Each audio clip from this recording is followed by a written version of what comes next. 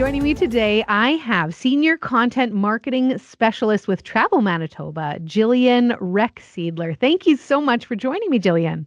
Thank you for having us. Absolutely. We have been talking about a lot of summer things over the past couple of weeks, and I would love to know what are some, I don't know, top five, top 10, whatever you've got, roadside attractions that people can put on their list for road trips Yeah, this summer. Manitoba, I think the prairies, but Manitoba in particular, we're talking about here, are kind of renowned for these quirky roadside attractions that kind of dot the Great Plains. And as you road trip, you come across them. But some people, I know people that have done specific road trips just to check off as many as possible. So there are endless, there's a lot, and we have a lot listed on, if you check out travelmanitoba.com, our blog. We have a few good blog posts where we break it down per region, but I thought for today we could talk about the famous ones, the pretty ones, and then the quirky ones, because there's so many. Love it. But yeah, so we highly support hitting the road this summer to check out some of these roadside attractions. So, in terms of the famous ones, those are the ones that are probably most well known. So, one of the most famous ones we have is everyone knows Happy Rock, the waving Happy Rock, which is found in Gladstone, Manitoba. I think everyone gets the pun Gladstone, Happy Rock. And for all of that traffic that goes along the Yellowhead Highway or the number 16 on the way to Rocky Mountain, let's say, or over into Saskatchewan via Saskatoon, he's a really popular stop. So you can, and he's got a nice parking lot, and you can take a picture underneath him. Another famous roadside attraction that actually won our competition. We did a competition a few years ago of the most famous one in Manitoba, in Flinty, up in Flin Flon. The statue of Flinty Betty Floniton, which is the character from a dime store novel that the town was named after. He stands at the Flin Flon campground and welcomes everyone into town. So Flinty is also very famous. And we really encourage, road tripping to northern Manitoba. So he's a great stop to see in Flin Flon. Another famous one is Sarah the Camel. She kind of points she points north towards Spruce Woods Provincial Park, or the Spirit Sands, where the Spirit Sands hike is, so the Manitoba Desert. So Glenboro is the town that you turn off to head north towards Spruce Woods and the sand dunes. So that's why Sarah is there. It's kind of really odd to see a camel pop up in the middle of the prairie, but she's quite famous. Of course, in Portage la Prairie, they have the giant Coke can, which is probably the most bizarre, but it's very famous. And you get really funny pictures of folks kind of trying to. It depending on how you photograph it, it kind of looks like the Leaning Tower of Pisa. So you can have folks trying to like prop it up.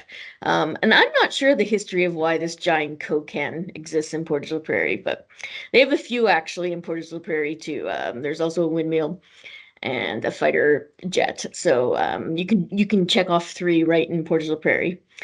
And then of course down in Morden, one of my favorite towns in Manitoba, they've they're famous for the fossil of Bruce the Mosasaur at the Canadian Fossil Discovery Center, but the town has also created this really attractive roadside attraction of a mosasaur right when you enter the town or the city.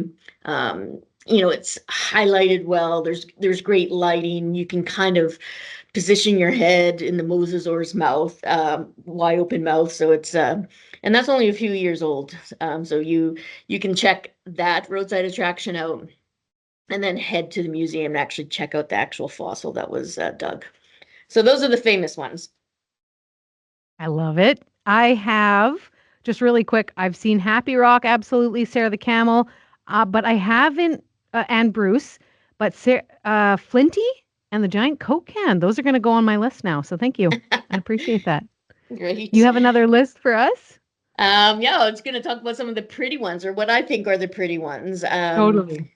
I'm a big fan of the town of Souris. I have some family roots in Souris. So Souris is famous for the swinging bridge, but they're also famous for having resident peacocks. So their roadside attraction, and this one's only a few years old, is this gorgeous silver metallic peacock and is really well designed. And it kind of sits at the entrance of Victoria Park, their beautiful park. That's where there's a campground and a pool and some walking trails. So check out the peacock in Souris. Maybe you'll actually see the real ones that are roaming through town. Um, Arden, Manitoba, so it's just over near Neepawa. They have their symbol is the prairie crocus because there's often a lot of, in those early days of spring, and the crocus are often the first sign of spring coming to the prairies. Um, they're found a lot around Arden, so their roadside attraction is a very pretty prairie crocus. So it's quite artistic. Um, I love some of the animals that you can get around the province.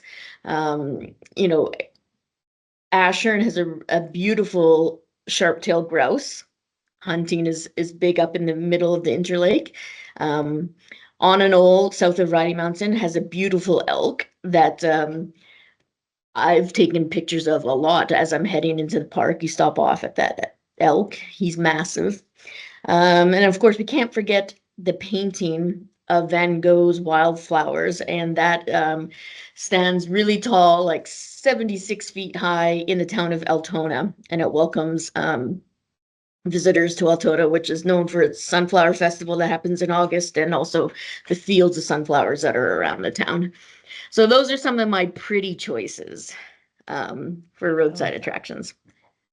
Yeah, I've seen just the Van Gogh, Oh none of yeah? the others. So that's good. That's a lot on my list now too. And then, of course, we're going to end with the quirky. And these are the ones that are just kind of like out of the blue. Like, where did these ideas even come from? And these have been around in some of these towns for a long time. So in Arborg, we have in Interlake, we have a giant curling rock. I think it has something to do with there were some high school kids there that were provincial curling champions. So that's what I'm told, a giant curling rock. Um, in the small town of sorry, in the Interlake is a giant mosquito. And What? because, yeah, it's um, I think the town, I believe that the town Carmono means lots of mosquitoes, and this is in the Interlake. It's a Ukrainian word. So their roadside attraction is a giant mosquito, which we know we battle with sometimes in Manitoba, but to actually create a statue of it is it's a bit bizarre. Um, Banana in Melita. Melita's in the southwest corner of Manitoba.